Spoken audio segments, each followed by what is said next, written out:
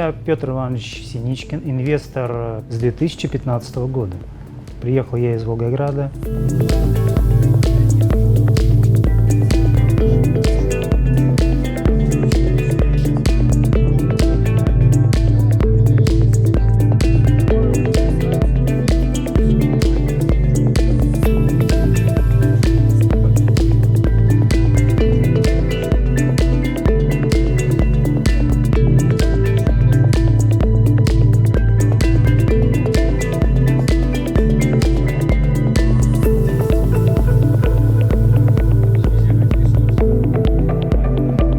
В Беларусь я приехал, чтобы задать вопросы Анатолию Эдуардовичу о развитии компании, что ожидает в перспективе, что сделано.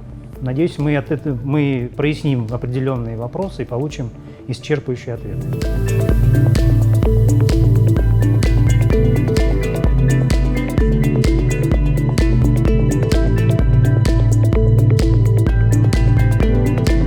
Цель моего визита – ознакомиться ближе с компанией, узнать о ее развитии, скажем так, лично пощупать, увидеть и познакомиться с инженерным составом компании.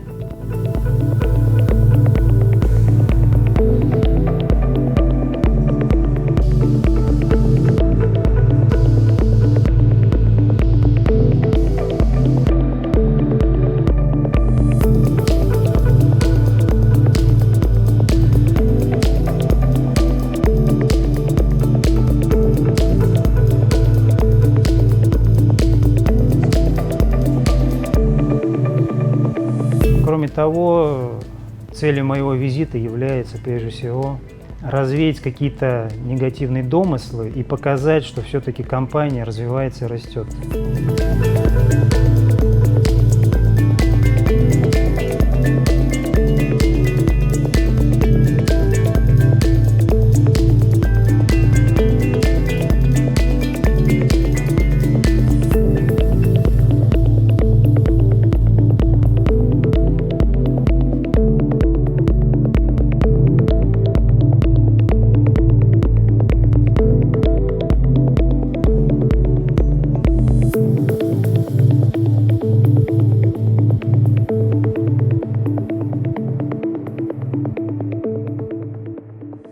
Анатолий Эдуардович, Петр Иванович, я, наверное, возьму на себя сегодня роль модератора и представлю чуть-чуть вот этот формат, эту встречу тем, кто будет ее смотреть. Мы сегодня общаемся вот в таком тесном и дружественном, что очень важно, круге, да, в круге инвесторов, в круге энтузиастов, в круге вообще тех, кто давно и очень многое старается и делает для развития струнного транспорта, в первую очередь Анатолий Эдуардович Юницкий. Здесь Петр Иванович Синичкин, это инвестор струнного транспорта с 2015 года, насколько вот мы сейчас узнали. Ну, я давно... Был у нас на Экофесте первым. Да, в 2017 году был на Экофесте. Почему так вот собрались? Да, вот Петр Иванович захотел и приехал. Да, обратился, вот мне написав в Телеграме.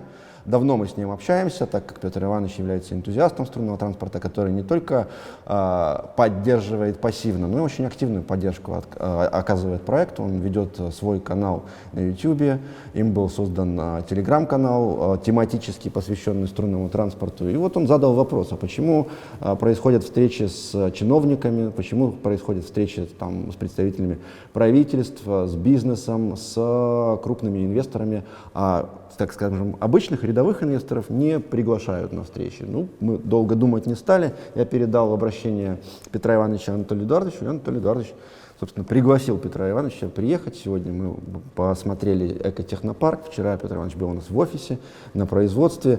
Но он собрал также и ряд вопросов. Есть предложение ответить на них письменно, или же обсудить их в контексте просто живого общения. Тем не менее, мне кажется, что здесь сейчас Петр Иванович представляет, в общем-то, довольно многих людей, так как он является инвестором, так как он общается в круге инвесторов и может озвучить, задать непредвзято, да, не ангажированно те вопросы, которые вот многих беспокоят. Поэтому, Петр Иванович, наверное, начнем, наверное, с вас. Нет, так я еще должен пояснить, что инвестор приехал к инвестору. Не все знают, что я являюсь самым крупным инвестором. Я не просто автор, я не просто генеральный конструктор. Я не только передал безвозмездно в группу компании UST интеллектуальную собственность на $400 миллиардов. За эти прошедшие годы, с 2014 года, я вложил своих личных средств в сторону технологий более $10 миллионов. Поэтому я хотел, чтобы построили разговор вот именно так. Инвестор беседует с инвестором, который просто в гуще событий, я же и руковожу этими работами. Но я руковожу не как человек, который привлек инвестиции, я не привлек инвестиции. И инвестиции ко мне не приходят. На моих счетах 0 денег от инвесторов. Да? Инвестиции идут через инвестиционные площадки, которые являются независимыми юридическими лицами. Есть свое руководство, есть свои директора, есть своя бухгалтерия, там, юристы и так далее. Они мне не подотчетны. Они подотчетны тем юрисдикциям тех стран, где они зарегистрированы. И они дают тоже от чего-то и в налоговую, куда надо и так далее. Да? Поэтому мы партнеры в этом плане. И потом эти деньги, инвестиции, опять же, не ко мне поступают. Они поступают, и вот мы живем в такое сложное время, что даже вот просто перечислить деньги инвесторов – это очень серьезная проблема. Сейчас же санкции, везде запреты. Да? Потом с большим трудом удается эти деньги передать материнскую компанию GTI, Global Transport Investment, да? Которой владеют инвесторы.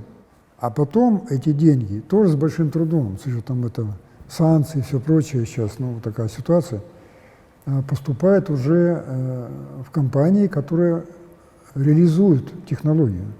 То, что вы, инвесторы, и я, как инвестор, вложили в технологии, не в Юницкого, а в технологию Юницкого. Она просто носит мое имя, я автор. И эти деньги уже поступают тем, кто исполняет эту работу, в том числе в заимствованные технологии. Вот на территории, в которой мы сейчас и находимся, а вчера вы были в нашем офисе. Да, так поскольку эту компанию заимствованных технологий создали и учредила GDI, где инвесторы все собственники, ну так значит, эта компания тоже собственность инвесторов. Так? Поэтому инвестиции поступают, опять же, в компанию, которую контролируют инвесторы, а не куда-то. Это же их компания, и моя. Так? И потом уже здесь эти деньги расходуются на те цели, на которые они были даны. А эти деньги и средства были даны именно на сторону технологии Юницкого, а не что-то другого. Поэтому я приведу аналогию. Та инвестиционная ситуация, которая у нас есть, вот столько, какая есть у меня у фермера. Да? Вот представьте, что, допустим, фермер вырастил урожай яблок. Он же не сам продает эти яблоки.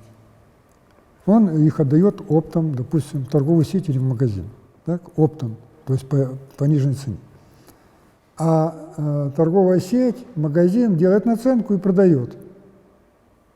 Для того, чтобы тоже зарабатывать. Какой смысл? А как же содержать продавцов? А как же директор магазина? А как заплатить за овощ и так далее? Естественно, они должны на что-то зарабатывать. Да? И поэтому, естественно, не все деньги, за которые были проданы яблоки, поступают фермеру. Это же понятно. Но это его устрат, потому что яблоки-то проданы, и он свою часть заработал. Да? И было бы странно, когда пришли бы к магазину и сказали бы у продавца: а сколько яблок собрал фермер? Он говорит: откуда я знаю? Как он будет знать? И когда мне задают вопрос: а сколько денег привлекли фонды инвестиционные, я говорю: я не знаю. Как я могу знать? Я только знаю то, что к нам поступило. И мы живем в мире капитализма, где должна быть прибыль, доходная часть, и все компании, даже вот в уставе любой компании, первой строкой что написано: создано в интересах получения прибыли для компании. Это прямо в первых строках устава. Да? Поэтому это нормально, когда все вокруг зарабатывают. Важно что? А что за те деньги, которые поступили вот на исполнение этих, сделано? Вот посмотрите, что сделано. Вы видели, Петр Иванович, сколько сделано. За такие деньги никто в мире никогда подобного не делал. Мы же отрасль создаем. Я даже могу аналогию привести, допустим, там Hyperloop. Ну, они привлекли под эгидой Илона Маска, хотя он говорит, это я передаю людям, это не мое. Буквально недавно. Да. Там нечего было передавать, кроме идеи, а это же идея ничего не стоит, на самом деле. И под эту вот эгидой собрали порядка, ну, все эти компашки, $2 миллиардов. По результату они начали раньше, чем мы за основные технологии создали. Они раньше начали. 2 миллиарда собрали. Что они сделали? Чем владеют инвесторы? И где они? Они все обанкротились, а инвесторы потеряли деньги. Они пустили деньги в трубу в буквальном смысле. Ну да, только в другую трубу. Не в эту. Потому что технология оказалась несостоятельной просто, правильно? Нет, так я говорю про инвестиционную схему. И неважно, дошли все деньги, не дошли все деньги. Я про эти вещи говорю. У них нет результата. А те, допустим, наш результат. Вот даже мы находимся в здании станции, это же собственность наших инвесторов. Этот Юнибус – собственность инвесторов. Эта трасса – собственность инвесторов. Эта земля – собственность инвесторов.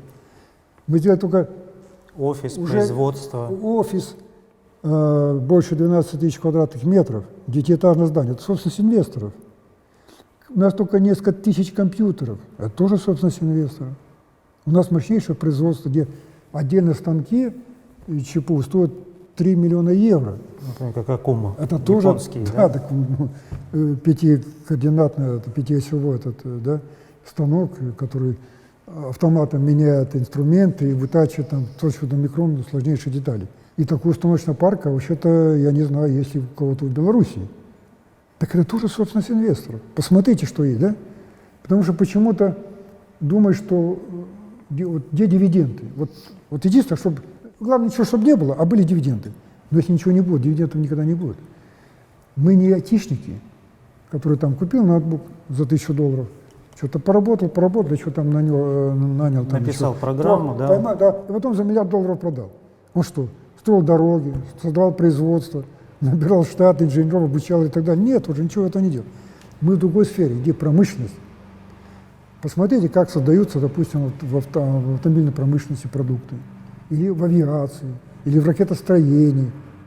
Это не просто, а мы еще делаем более сложные вещи, потому что они не делают отрасль. А мы это делаем с нуля и сразу, и все. Это очень сложная задача. И посмотрите, по большому счету, за какие смешные деньги, и неважно, какие они. Ну, ясно, что не миллиарды. И арабский шейх, который сюда приезжал, об этом как раз и упомянул. Да, он говорит, вы сделали где-то за 200-250 миллионов долларов тогда, ну где-то примерно так. То, что мы получили инвестиции здесь, не больше. Так?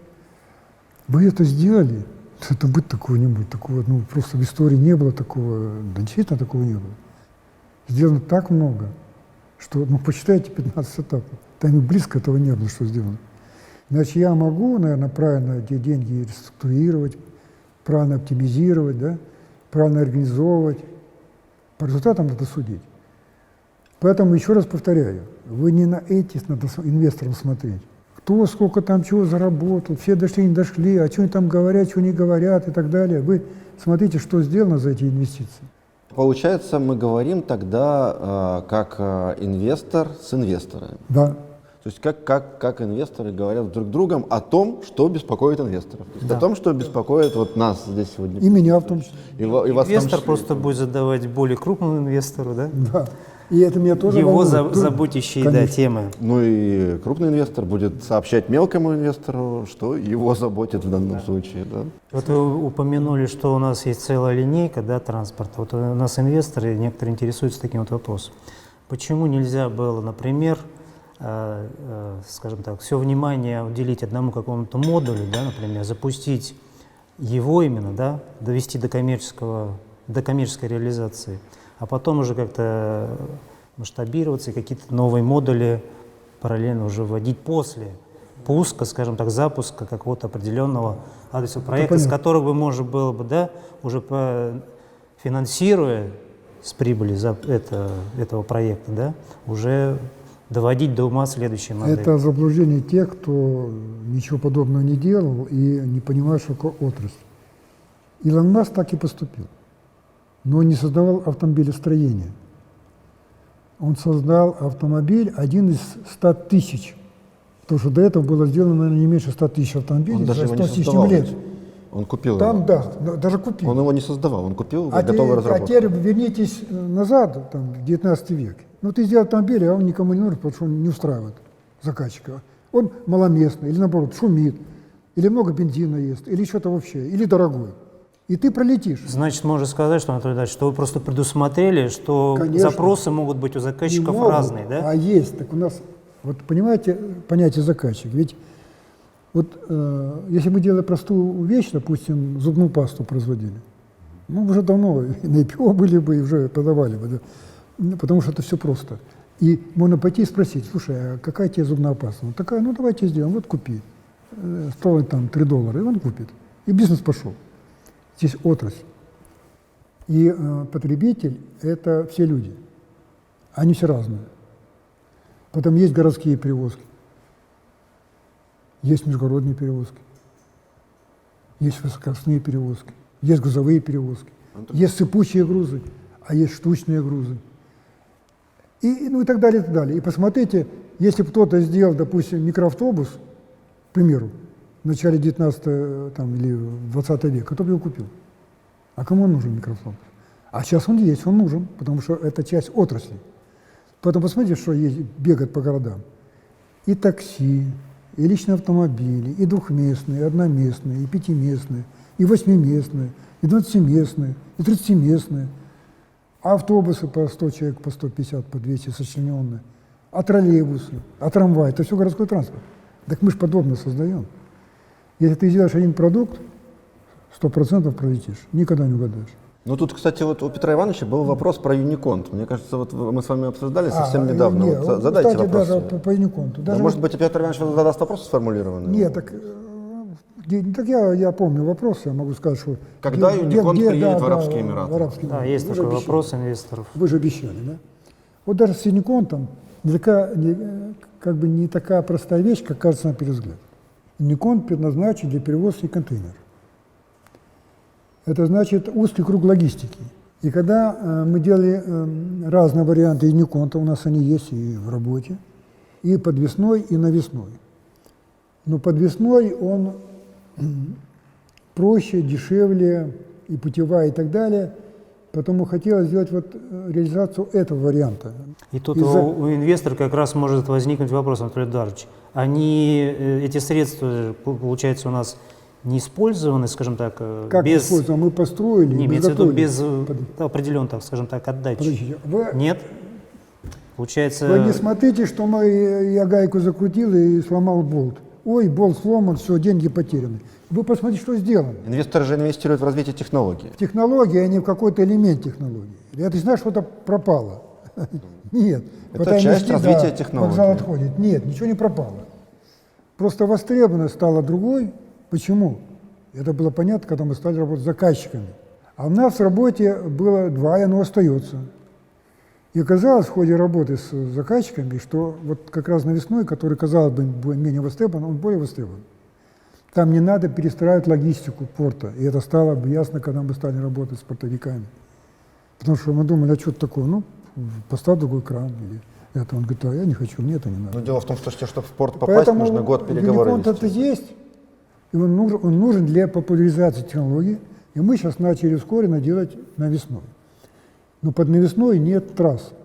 Вторая линия в Шарже. В свое время я тормознул строительство, потому что понял, что рынок не такой простой, как кажется. И тогда уже мы построим нужную линию и поставим нужную машину. И снимем все вопросы, которые есть у заказчика. Они уже, грубо говоря, стоят в очереди. Мгм. Ну, Они не просто, готовы. Мы даже уже проектируем. Да, они готовы, потому что они видят, что мы создаем нужную технику и правильно создаем. И поэтому то, что мы сделали, оно сработало, оно работает. Но это скорее для демонстрации, а мы хотим продавать не демонстрацию, а реальные продукты. Да? И те, которые востребованы в первую очередь. Да? Понятно? Да. И которые востребованы без проблем. А представьте, если мы начнем перестроить порт, а где деньги взять на эту перестройку? И кто на это согласится? Надо что, порт останавливать? Да? Поэтому и подвесные пойдут, но позже. И никуда эта машина не пропадет. И те решения, которые есть, они останутся. Это все будет. Это будет уже из машины, наверное, 15 или 16 модель. Но это Именно мало делать. грузовая, в смысле в общей линейке. В общей линейке, но это мало. В автомобилестроении тысячи, там, десятки тысяч моделей. В авиации сотни тысяч моделей самолетов. А представьте, что все делали, вот братья Райт, они же тоже совершили ошибку. Они первые полетели. Хотя авиацией занимались многие. Это ошибка была, да? Нет, Первые полетели? но они что ли? первые полетели. Нет, в чем ошибка была? Не в том, что они полетели, а в другом. Они не понимали, что такое бизнес. А я-то понимаю. Ну, они что такое изобретатели бизнес, были, да, энтузиасты. Да, так я тоже изобретатель. Ну и что? Значит, надо еще какие-то качества надо иметь, да? Кроме этого. И, кстати, они делали то, во что никто не верил. И даже лорд Кельвин, в его честь, градус Кельвина, он тогда был, возглавлял Академию, Лондонскую Академию Великобритании наук, сказал, это классика, можно сказать, предмет тяжелее воздуха летать не может, поэтому авиация невозможна. Самолеты невозможны. А они показали, что они возможны. И думали, что тот факт, что они полетели, позволит им создать бизнес. Они получили патенты и ходили, продавали эту этажерку. И ее никто не купил. И патенты Нет, никто там не были купил. покупки, ну, буквально считанные. Нет. И эту этажерку, нет, никто ее не покупал. Но дело не в этом. И первые самолеты, естественно, были примитивные, ну, как и наши первые машины. Но примитивно на том уровне развития цивилизации, как сейчас. Потому что это примитивно, на самом деле, для этого уровня. А начало 20 века, это вообще это космос. Конечно. Да? Так и там. Поэтому для того уровня это был космос, этажерка полетела. А на самом деле для авиации это примитив. Да? А они думали, что все, бизнес состоялся, и отрасль есть. А через 14 лет, по-моему, после полета братьев Райт, Боинг, который был деревопромышленником, там табуретки делали, скамейки, да, шкафы, подумал, слушайте, самолет деревянный, дай-ка я тоже займусь самолетом. И вот он создал, собственно, отрасль. Но он быстро понял, ну, его сотрудники, он же сам был не конструктор, так, а руководитель, менеджер, что дерево – это не тот материал, и они первые сделали цельнометаллический самолет и так далее, и создали отрасль. А где братья Райт? Вот они сделали единственную машину, и что? Они пролетели. А вы знаете, сколько Боингов было сделано модель? Огромное количество. А не одна модель. Ни в коем случае. Это неправильно. Иначе обойдут, и ничего не будет. Поэтому вот эта особенность, что мы создаем отрасль, она не очевидна большинству людей, особенно тот, кто вложил $100. Я-то вложил не $100. Я сам себя спрашиваю, почему так долго, я знаю ответы. Потому что отрасль, потому что это очень сложно, это суперсложно. И такого никто никогда не делал. Да, Анатолий Ильич, дело в том, что технология наша, она инновационная, и опять-таки она устремлена Она в будущее. образующая. В будущее устремлена. Так я могу ложку другую И сделать. большинство у нас не может постичь вашу философию. Нет, так, ну ложку, если я другую сделаю, я же мне легко и продам. Наговорю, что там, поставлю бриллиант какой-то, просто скажу, $10 000 и купят. Так? Так это же простая вещь. А таких элементов, как ложка, вот в этой машине, несколько тысяч. Причем посложнее, чем ложка. Если хотя бы один элемент будет неправильно сделан, она не заработает. Ее никто не купит. Понимаете, как это сложно? То же самое путевая структура. Она другая, это не те традиционные мосты. Или станции, в которой мы находимся. Или анкерный узел. Вот сюда приходят усилия, где-то 1500 тонн. Вы можете представить 1500 тонн нагрузку?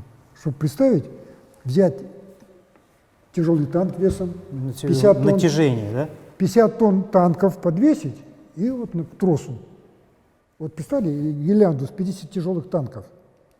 Вот такое усилие приходит сюда.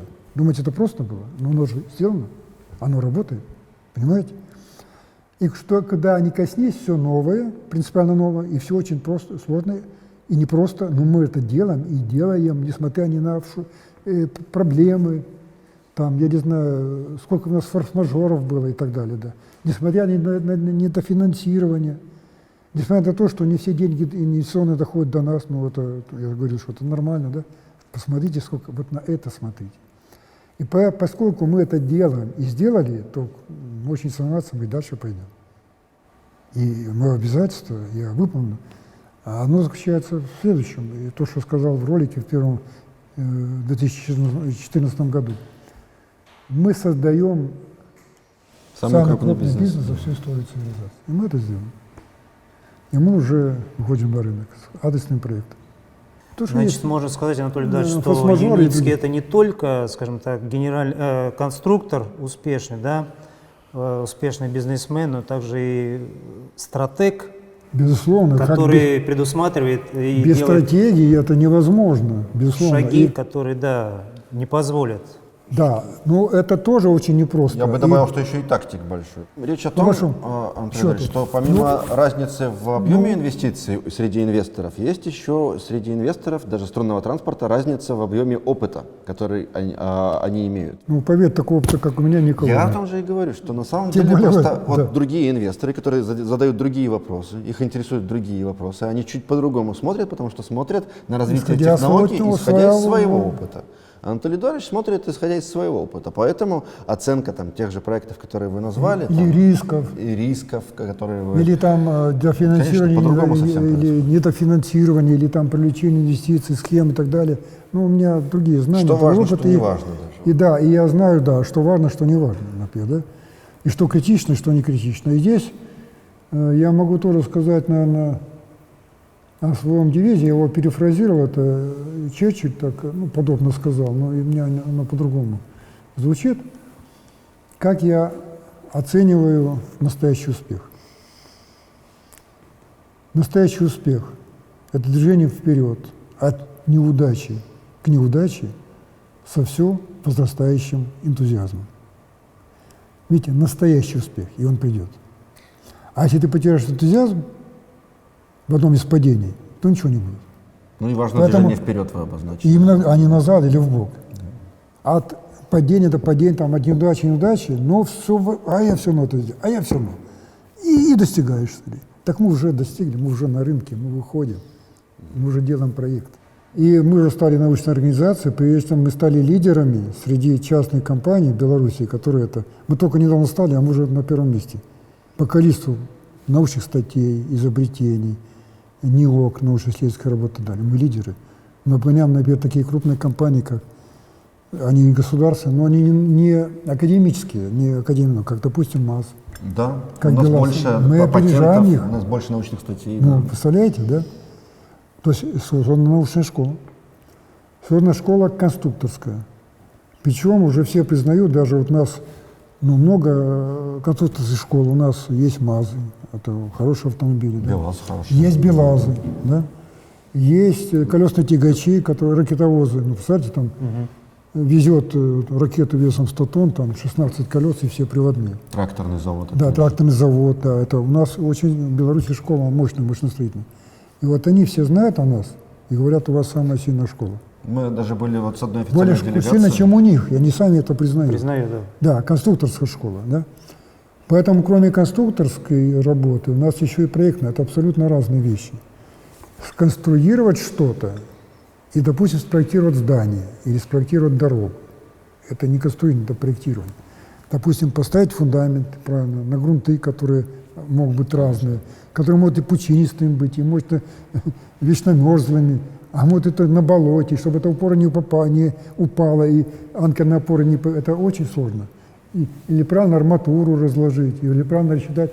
Вот здесь же плита, она, представляете, испытывает нагрузку 1500 тонн. Она же не должна сломаться. И у нас настолько мощно тоже это проектная школа. Поэтому мы можем самые сложные проекты делать. Вплоть до там небоскреба, если надо, можем спроектировать. Любой мост. Ну, не только На стройный, проекты, которые не относятся да, к... в том числе и на этом зарабатывают. Да, в том что числе, это да. делается. И мы уже получаем заказы, в том числе на какие-то работы, там жилищно-гражданское строительство тоже в этой сфере, да. Но если мы это делаем, это же не значит, что это принадлежит инвесторам. Да? Что? Как бы, ну, вот мы... Не, объекты нет. Ну, конечно, А я про деньги, которые мы получили за работу, ну да. Да. Да, потому что Это актив. актив, и причем самый мощный актив, и его создать, я горжусь тем, что мне это удалось сделать. За достаточно короткий срок не каждому удавалось такие вот создать школы, не одну, а несколько школ одновременно. Поэтому пришлось и вот эту работу делать, чтобы правильно выстроить коллектив, я имею в виду вот это проектно-конструкторское, научное, и у нас это все есть. И вот это, и этим владеют естественно, наш инвестор. Получается, что мы поговорили о том, что вот есть ряд проектов, которые делались силами подразделений заостренной технологии, За силами плату, СВ за Планта, плату, да, и это афишировалось как общий успех инвесторов, да, как общее достижение инвесторов. Это действительно так, но успех состоял не в том, что был создан продукт или технология, За которая деньги инвесторов. принадлежит инвесторам и за деньги инвесторов, а в том, что благодаря инвесторам, за деньги инвесторов были сформированы вот эти компетенции. Она осталась, собственно, в И собственности компетенции инвесторов. остались Это, в собственности так они инвесторов, собственность да. инвесторов осталась, да. Ну, по сути. При этом не одна школа была создана, а несколько инженерных школ. Во-первых, научная. Оборудование, программное обеспечение, опять Не, же. я про школы. Это Ну, знание. я Это понимаю. знание, опыт, да? Да, у нас есть главный вопрос, который касается именно космоса, потому что это тоже для меня очень... А почему главное? Ведь инвесторы в это не вкладывают свои Секундочку, деньги. Анатолий Эдуардович. Инвестор, да, не имеет отношения, так как Ну, инвестор я просто тоже пользуюсь- человек. Интересуется будущим. я своим. пользуюсь своим положением, я все-таки задам этот вопрос, который касается Конечно, космоса, нет. потому что это для вас Для меня главная, главное. главная вообще цель, и которую я всецело разделяю, потому что вот я был одухотворен и вдохновлен именно вашими космическими разработками, вашей задачей, что вы хотите сделать для человечества, а главная задача ваша — это вынести прежде всего промышленность в космос. Это, я тоже считаю, что это является будущим, которое обязательно будет упущено. Безусловно. Для любой цивилизации, Да, и технократической. некоторые, это этап видимо, должен инвесторы, наступить. да, наверное, не знают, что все-таки струнный транспорт у нас вышел из разработок Анатолия Эдуардовича, космических технологий. Это эстакады, вообще, Да, это да, который стакат как раз и будет использоваться, который, ну, будет у нас проложено по экватору, я так Экватор, понимаю, да? да, да. По экватору планеты, который будет как раз использоваться для взлета и посадки Ну, общепланетарного вот, кстати, на транспортного книжке там средства. можно Да, вот. показать. Да, да. У нас да. книги лежат. Да, Вот, вот. дальняя, Анатолий Эдуардович. Да и вот здесь. Это вот. Вот там просто с транспортом эстакадом нарисовано. Да, да, это вот. И Вот как раз показано взлет. я Причем призываю... самый сложный морской участок. Да, Самый сложный, потому что всех удивляет, как мы можем по океану глубиной 4 километра пройти. используя понтоны, да, Специально. да. Не понтон, потому что на поверхности там будет волна болтать, поэтому заглубленно, ну там система якорей и так далее. Ну, дело в Причем том, это, что это не просто картинки, это инженерно проработано. это уже проработка. Конечно, Я да. на прошлой конференции выступал как раз с проектом эстакады, который проработал уже до чертежей фактически.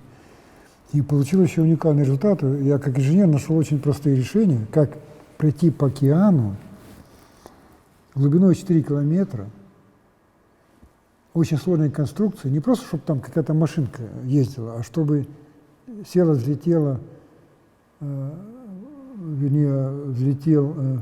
взлетел аппарат, летательный аппарат массой 40 миллионов тонн и длиной 40 075 километров.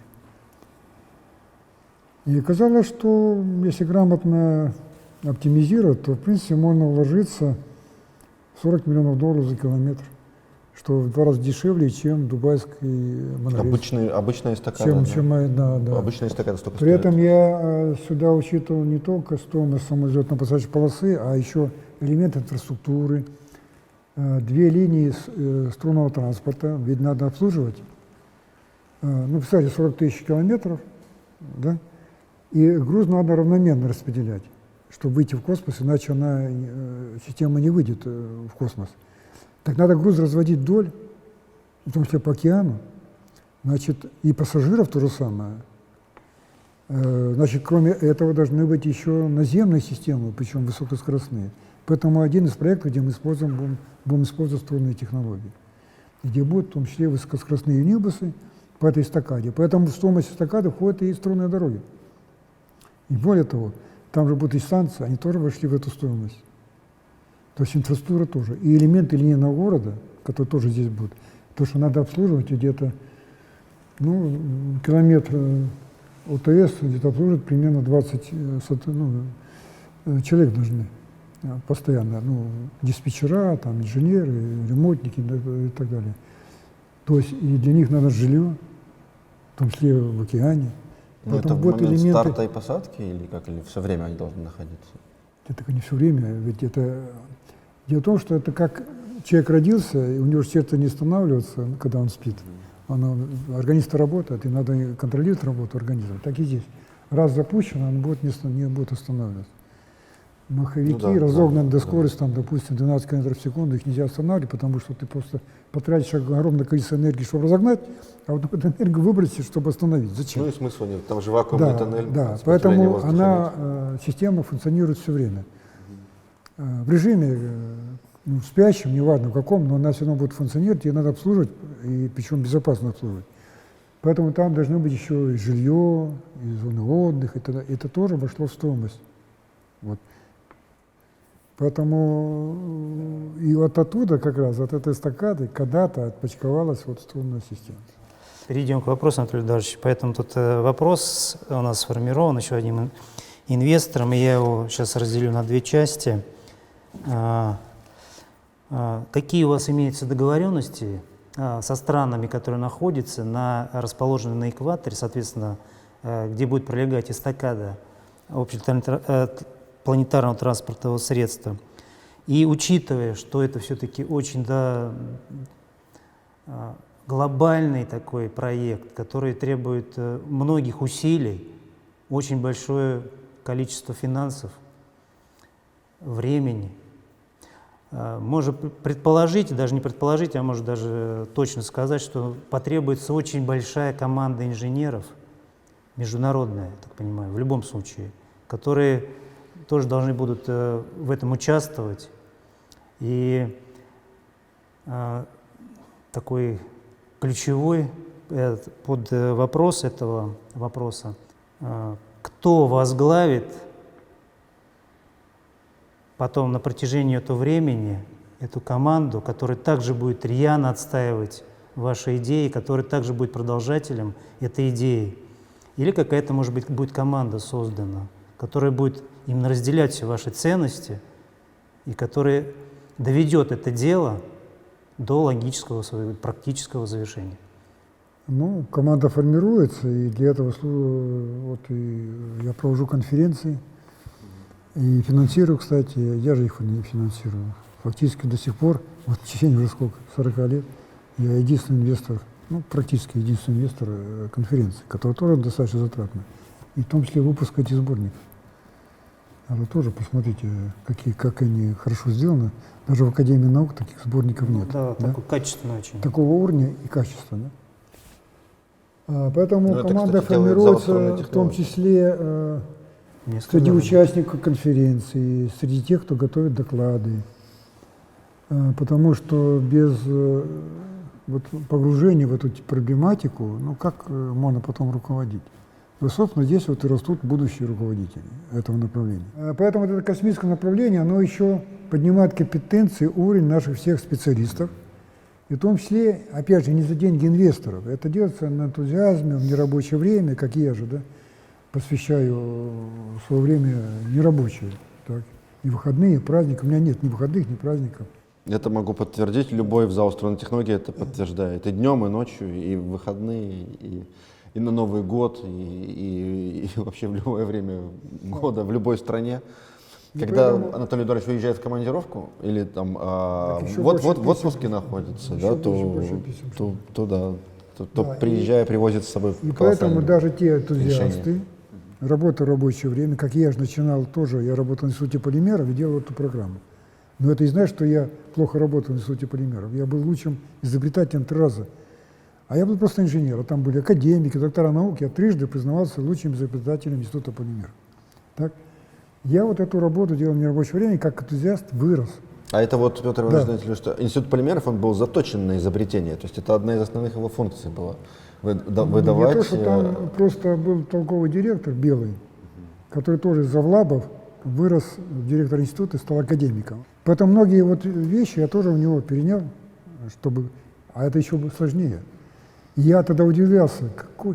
А сейчас посмотрите, тут я смотрю, такой маленький институт, 200 сотрудников, а у нас там, вот вы были, Да. 600, Да. даже больше там, да? Ну, это только в И офисе. там было маленькое такое здание, у нас огромное здание 9-этажное. У нас больше площади, и больше мощности, и производство. И Ну, и уровень специалиста совсем другой. Нет, том числе я вот видел его историю, Белого, и не боялся делать вот это, и достиг больших результатов. То есть у вас были свои Да. учителя еще? Конечно, ну косвенно, уже не учил меня там, кто там был инженер, а он академик, да. Образцы для подражания, Да. вдохновители. Поэтому вот это направление это космическое еще вот тогда начал прорабатывать и совершенно развиваться. И видите, вырос вот, ну, и как специалист, и целое направление появилось. Так и вот наши сотрудники, допустим, за автомобильные технологии в нерабочее время продвигают это направление, и вот те, кто успешно будет, и кто будет правильное решение, они вырастут в этом направлении, потом возглавят эти отраслевые части этого. Это суперсложное сооружение. Это такого проекта, такого масштаба не было за всю историю цивилизации, наверное, и не будет. Не было. Я потом вопрос, видите, каким количеством специалистов, которые продолжат мое дело, ну, отвечая на этот вопрос. Нужно опять-таки подытоживая. такие же заряженные и идейные люди, которые разделяют ваши ценности, Так и все, так и только они, философию. только они могут и вырасти, это понятно. И опять-таки, чтобы они где-то не загасли на каком-то этапе, Так это же нельзя заставить. Это либо есть, либо нет. вот как раз должны быть Меня же никто не заставлял такие это делать. последователи, которые также вот разделяют все ваши ценности, также Они горят растут, этими идеями. В группе компаний они растут, они есть, и они возглавляют. Поэтому у меня есть школа, поэтому я... Вот всего же часть школы. Представители из других там регионов, других стран, вот, например. Так у нас работают многие специалисты многих стран. Вот, например, у нас в Бразилии, я смотрю, очень много делегаций из Бразилии. Там вот, например, у нас, они знакомы с этой разработкой. Есть она, потому что там Бразилия, она наиболее тот участок суши, да, где будет пролегать как раз Самая но- большая эстакада экваториальная как раз. страна Бразилии. в Бразилии будет. Но, Вы понимаете, уже есть, даже- нет, есть вещи разработка, есть и строительство, разные вещи. Так вот, говорить о строительстве сейчас преждевременно. Почему? Потому что еще не набрали мы критическую массу, чтобы это объявить и пойти на переговоры с правительствами стран. Да? Да, Но да, скоро наступит время, потому что мы сейчас активно начинаем сотрудничать с БРИКС. Ну, в том числе вот форум Да, недавно. да, был. а страны БРИКС уже тоже в экваторе, так? Бразилия На экваторе первая там та же, стоит да, в списке. вот, та же Бразилия. Ну не как Бразилия, а как член БРИКС. И вот даже вот мы выступали на форуме БРИКС. Должны со были, своими- кстати, и по космосу, просто секция не сформировалась. А по космосу оказалось, что у них секции нет. И мы не смогли выступить с докладом, потому что негде нет секции. Не набралось, не набралось людей просто, В смысле, спикеров. на это, Кроме на нас панель, никому да, не было. да. Даже ракетчиков почему-то не было. Ну, вот так Очень- получилось. очень И странно. поэтому мы не смогли выступить с докладом. Так вот, на следующее заседание БРИКСа мы сформируем сами секции. Мгм. И начнем оттуда, с этой площадки, об этом проекте говорить. И нас начнут слышать. Понимаете? И потом уже можно пойти в правительство этих стран и говорить: у вас есть земля.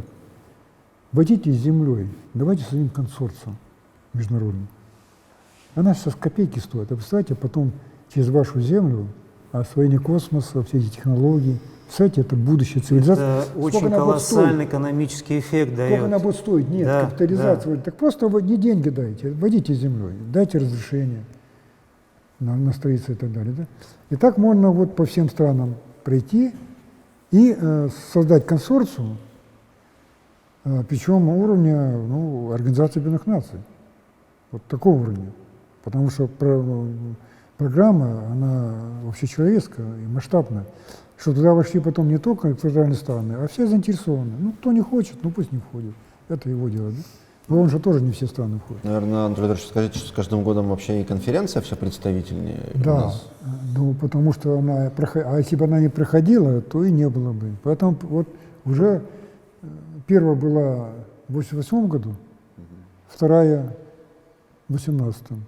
Я не помню, В наверное. 2018 вторая. Видите, какой разрыв? Ровно там прошло сколько, 50-40 лет? 88 и 40 лет. 18. 30.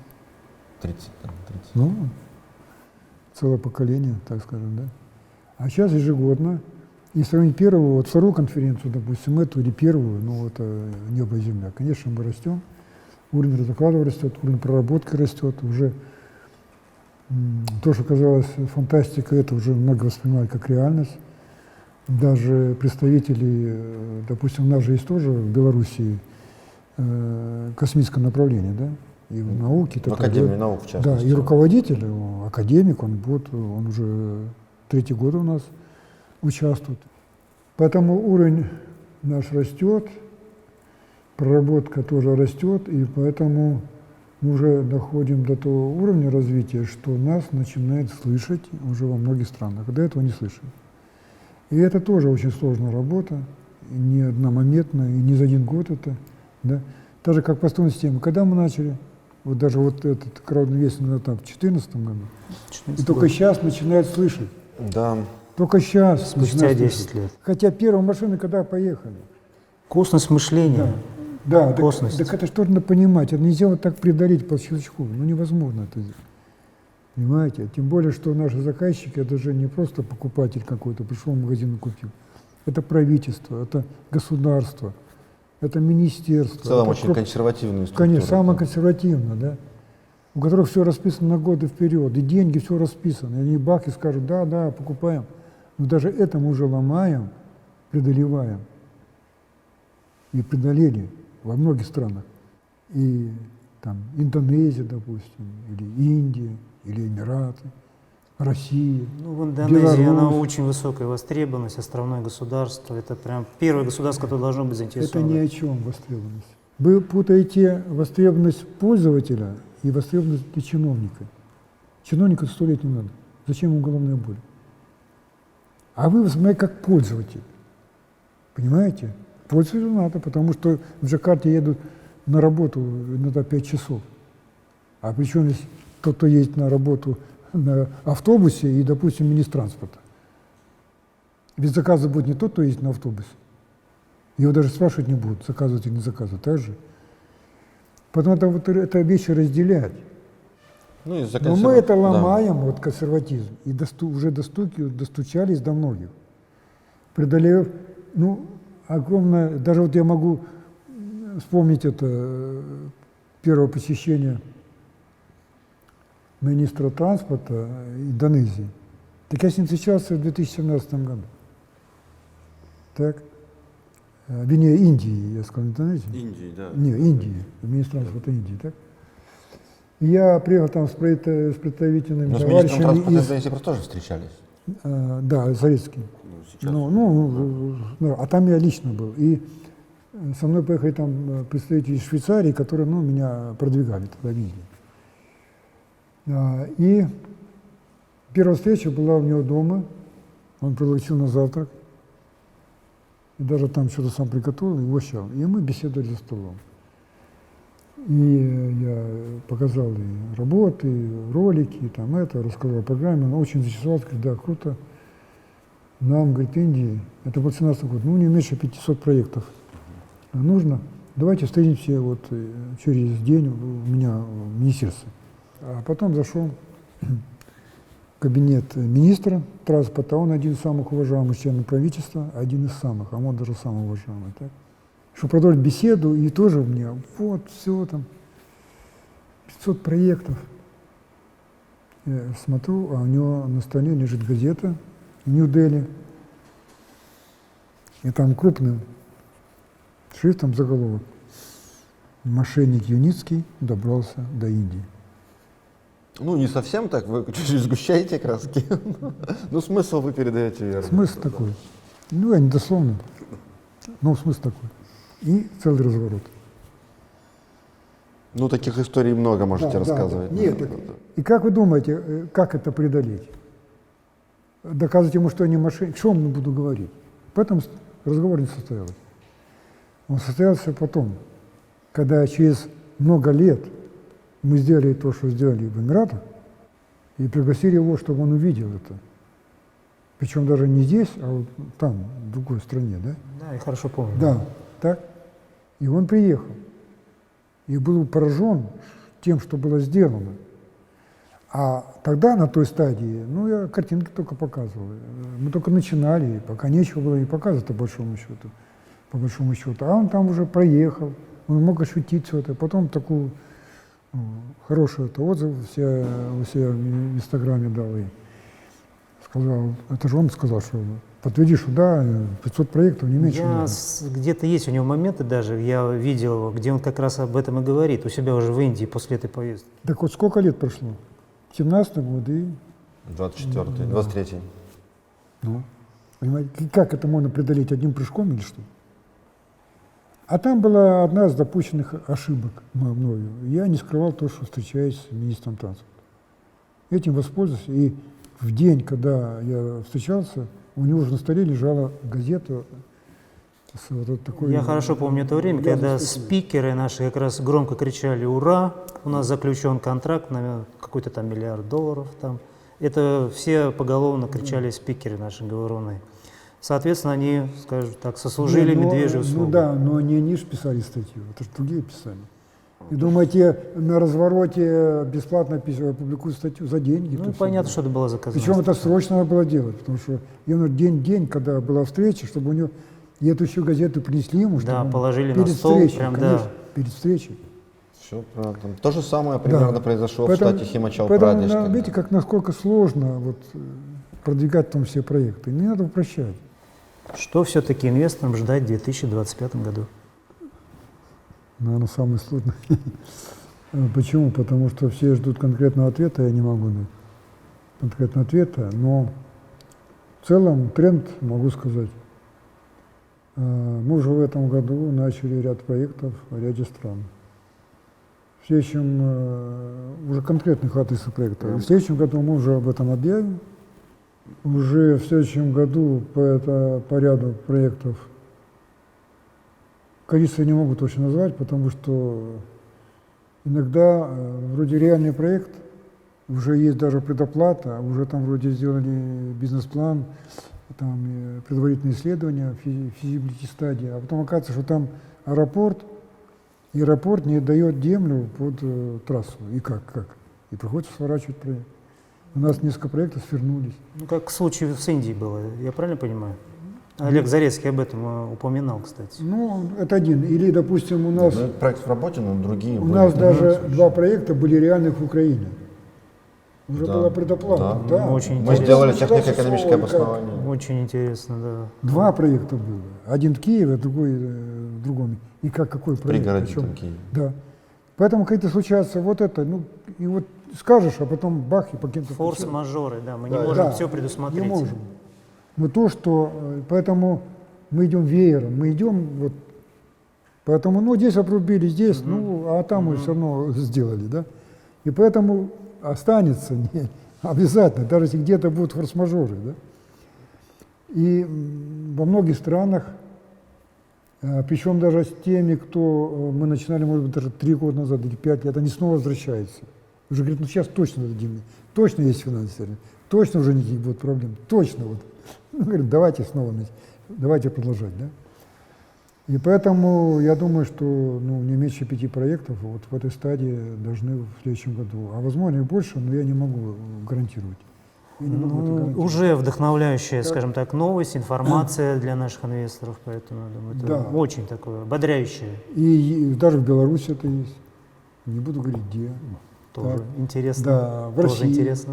Не, Не в буду России я говорить, да. примерно, да, уже В слышал. Индонезии. Слышал. В Индонезии я не сомневался, что она есть. Я как говорил уже, что там высокая востребованность. В Да. Индии, в Арабские Объединенных Эмираты. Арабских Эмиратах, в некоторых странах Латинской Америки, не буду говорить, потому что ну, там страны небольшие, можно просто помешать.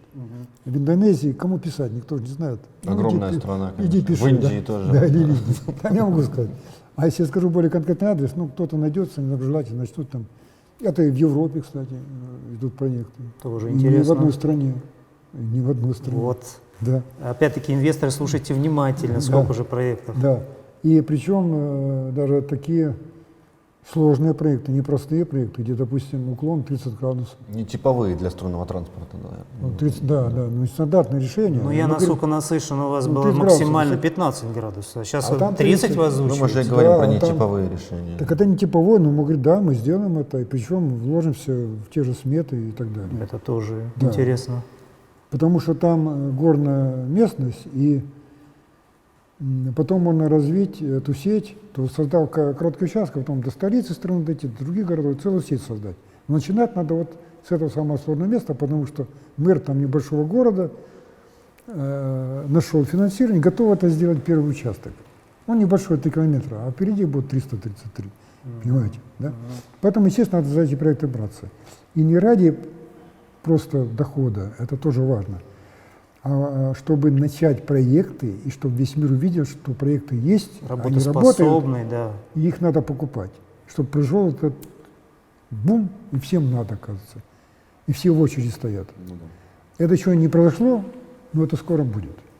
И я надеюсь, что вот это произойдет в следующем году. Вот этот. И все изменилось. Щелчком, понимаете? Вот, ребята. Поэтому этот год для нас должен стать ключевым. Если не случится что-то форс-мажор в мире.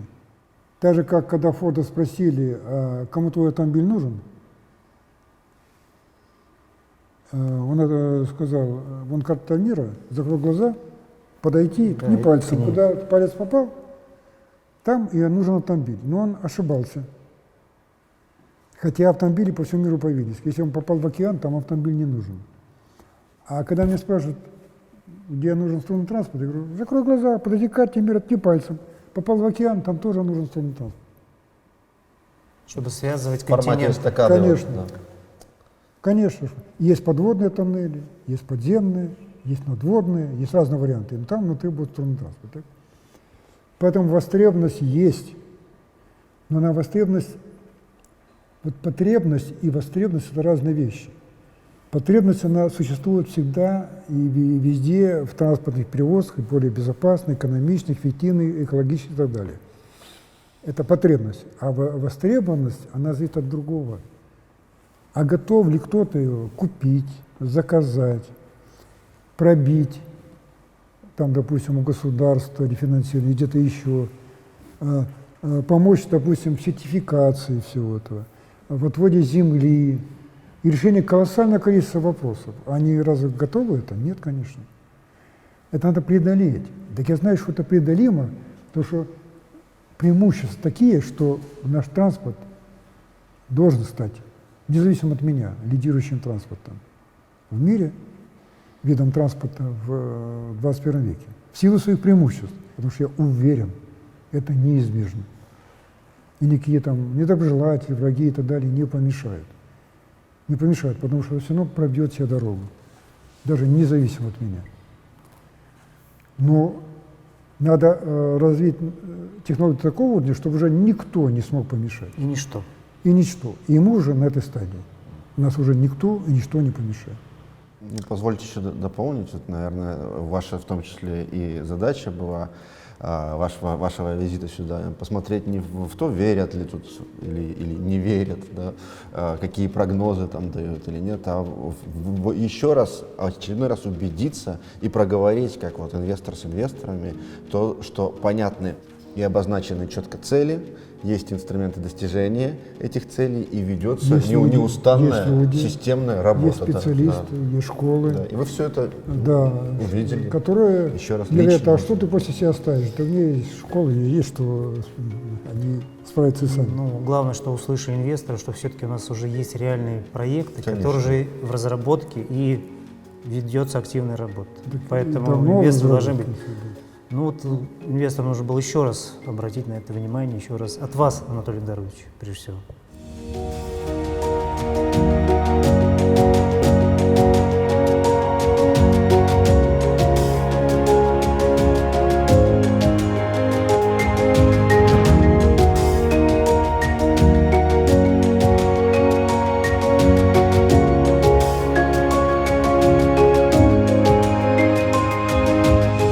Так как мы все увидели, да, что у нас очень такие ответы исчерпывающие на поставленные вопросы.